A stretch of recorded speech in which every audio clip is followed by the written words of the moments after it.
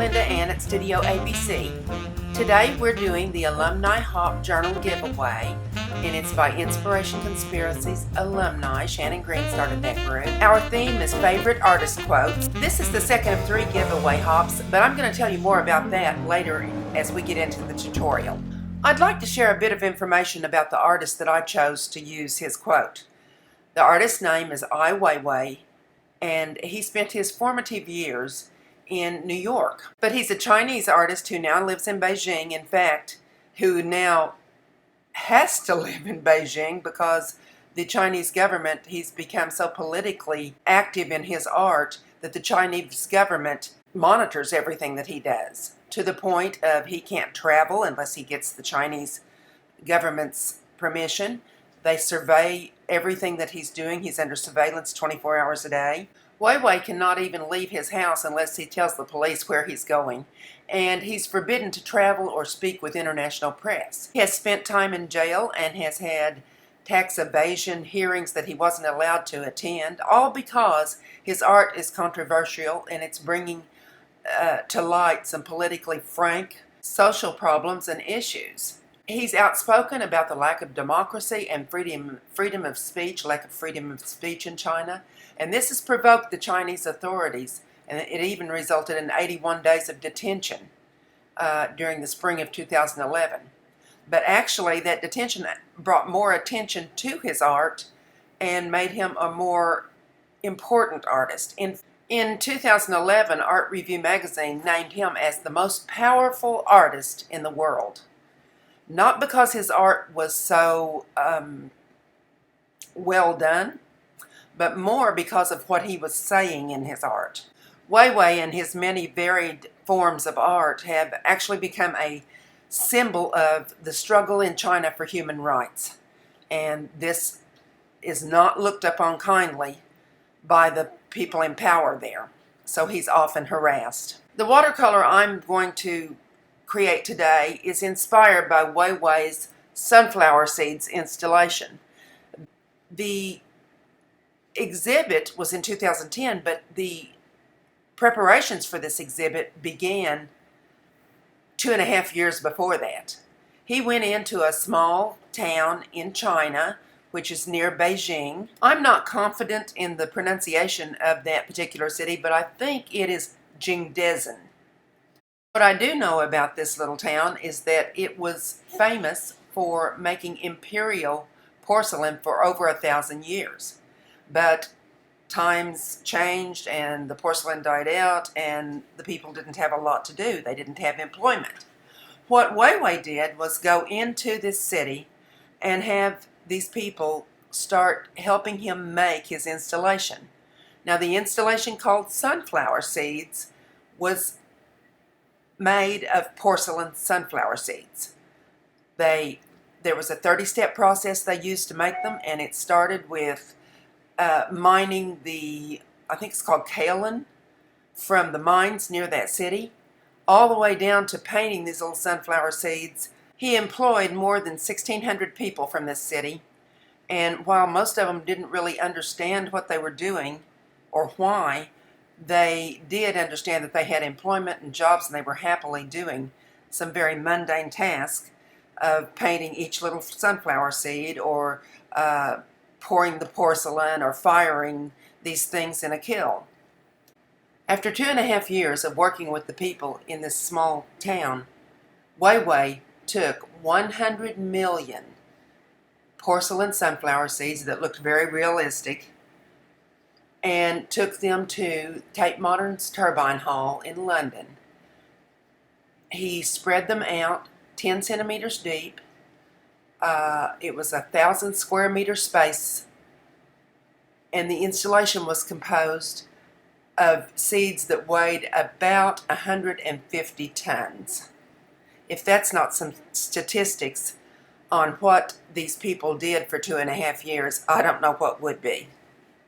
I didn't get to personally view this installation, but I can almost hear what must have happened.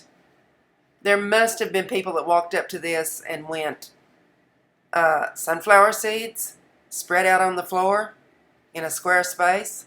What's this all about? Well, sometimes art holds such a much deeper meaning than what's on the surface. And often the artist lets you decide what that meaning is.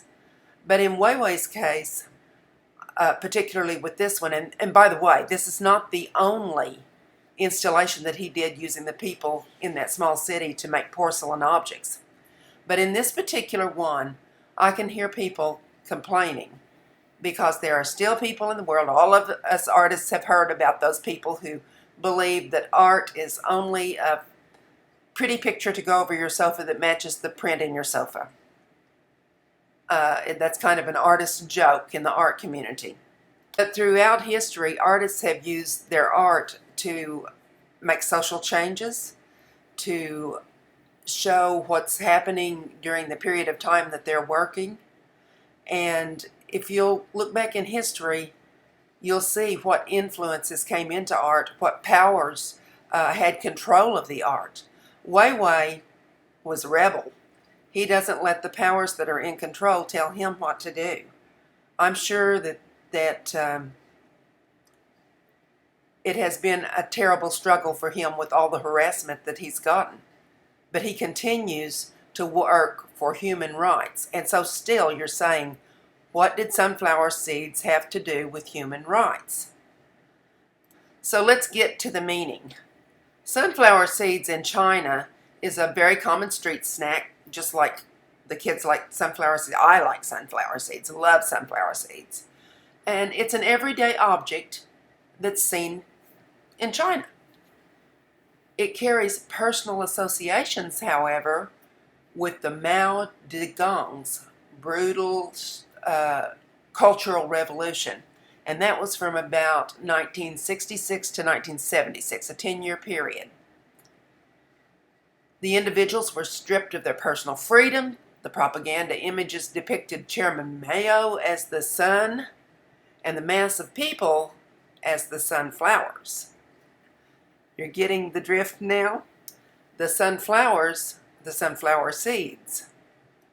While the imperial was the sun that made them grow, it becomes a little more interesting when you put it in that light.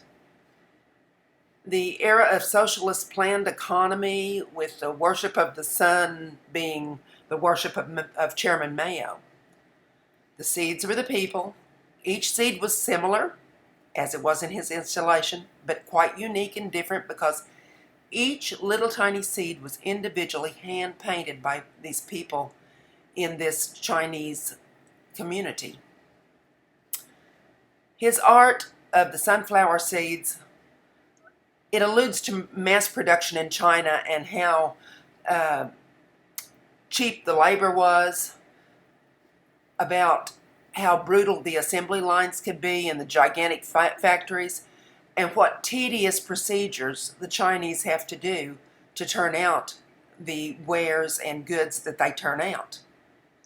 Weiwei even said, "Seeds now, the crowd will have its way eventually." So this is the art and the story that inspired my journal page here, but I didn't choose to use that particular quote about the seeds. I chose another quote that Weiwei said. It is, "Creativity is part of human nature. It can only be untaught." I think that's so important because so many people think they aren't creative. And I've been an art teacher for many, many years, and I just preach that everybody's creative. It's just some people haven't found their correct media yet, or they just don't choose to use it. But I think life in general is creative. So let me tell you now about how you can win this and the other art that is being presented in this particular segment. We have 3 giveaways going. So if you missed last week's giveaway, this is your second chance, and actually you will have a third chance because we're doing 3 separate hops, 3 separate sets of artists, and 3 giveaways. Every few months, Shannon Green takes small channels and has a video hop with them to help them grow. I was in her first group, and as as she does this, when we're finished with that video hop, we become part of her alumni group. We, the alumni group, have grown so large now that we're able to split into 3 groups, those of us that are participating, and do 3 different giveaways. Sweet Andrea Kidman has offered to bind all of the works that we're doing in these videos this week into one journal. We're all sending them to her in Germany. She'll bind it, and it will be part of the giveaway. To enter the giveaway, all you have to do is make a comment with the first words in the comment being, "Enter me." There are 7 chances to win each week because there's 7 artists involved in each hop.